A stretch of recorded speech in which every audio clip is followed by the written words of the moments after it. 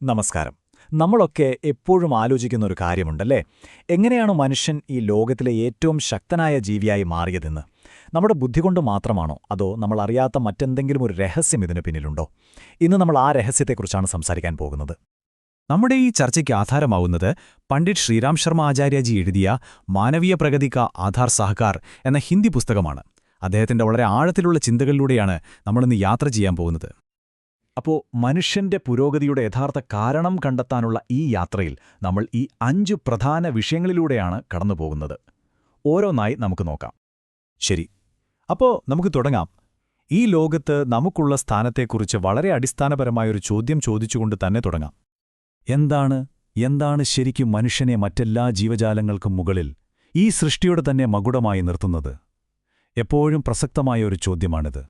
സാധാരണയായി നമ്മളെല്ലാം കരുതുന്നത് നമ്മുടെ ഏറ്റവും വലിയ ശക്തി നമ്മുടെ തലച്ചോറാണ്, നമ്മുടെ ബുദ്ധിയാണ് എന്നൊക്കെയാണ്. എന്നാൽ സത്യമതല്ല. അതിനേക്കാളൊക്കെ ആഴത്തിലുള്ള ഒരു ആത്മീയമായ ഗുണമാണ് നമ്മുടെ യഥാർത്ഥ ശക്തിയുടെ ഉറവിടം. അതായത് നമ്മുടെ ബുദ്ധി എന്ന് പറയുന്നത് ഒരു ഉപകരണം മാത്രമാണ്, അല്ലേ? പക്ഷേ ആ ടൂളിനെ ശരിയായി ഉപയോഗിക്കാൻ നമ്മളെ പ്രേരിപ്പിക്കുന്ന ഒരു ചാലകശക്തിയുണ്ട്. അതാണ് നമ്മുടെ ഉള്ളിലെ സഹകരണ മനോഭാവം. ഇനി നമുക്ക് അടുത്തതിലേക്ക് പോകാം. നമ്മളെ മൃഗങ്ങളുമായൊന്ന് താരതമ്യം ചെയ്തു നോക്കുമ്പോൾ ഈ ആശയം കുറച്ചുകൂടി വ്യക്തമാകും. നിങ്ങളൊന്ന് ആലോചിച്ചു നോക്കൂ. സിംഹത്തിന്റെ ശക്തി, ആനയുടെ വലിപ്പം, അല്ലെങ്കിൽ പക്ഷികളുടെ കാഴ്ചശക്തി. ശാരീരികമായി നമ്മളെക്കാൾ എത്രയോ കഴിവുകൾ പല മൃഗങ്ങൾക്കുമുണ്ട്. പക്ഷേ ആയിരക്കണക്കിന് വർഷങ്ങളായിട്ടും അവയൊന്നും കാര്യമായി പുരോഗമിച്ചിട്ടില്ല. എന്തുകൊണ്ടായിരിക്കും അത്? മൃഗങ്ങളും സഹകരിക്കാറുണ്ട്, ഇല്ലെന്നല്ല.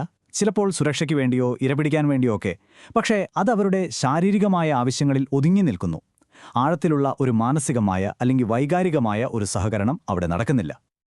ഇവിടെയാണ് രസകരമായൊരു ചോദ്യം വരുന്നത്. ഒരു നിമിഷം ചിന്തിച്ചു നോക്കൂ.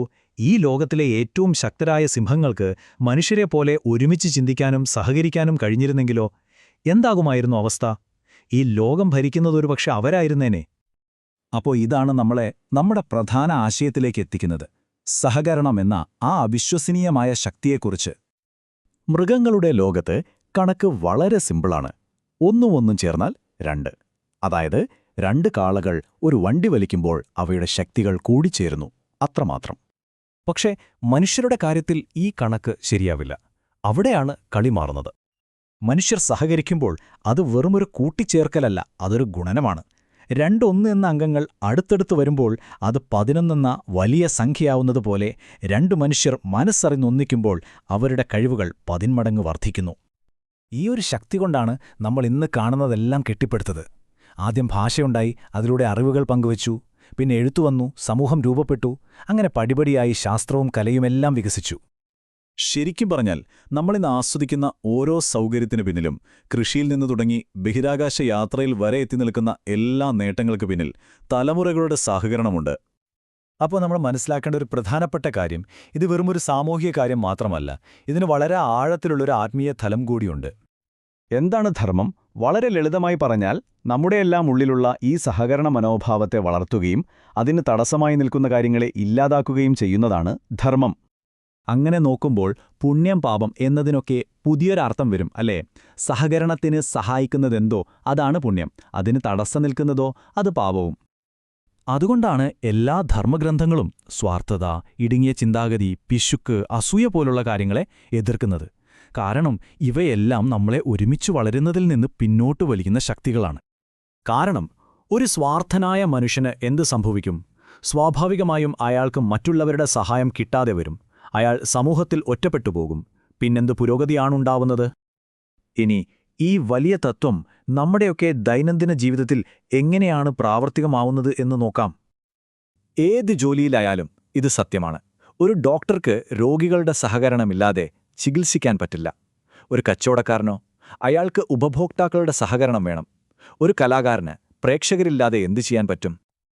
ഇവിടെ വളരെ ലളിതമായ ഒരു അടിസ്ഥാന നിയമമുണ്ട്.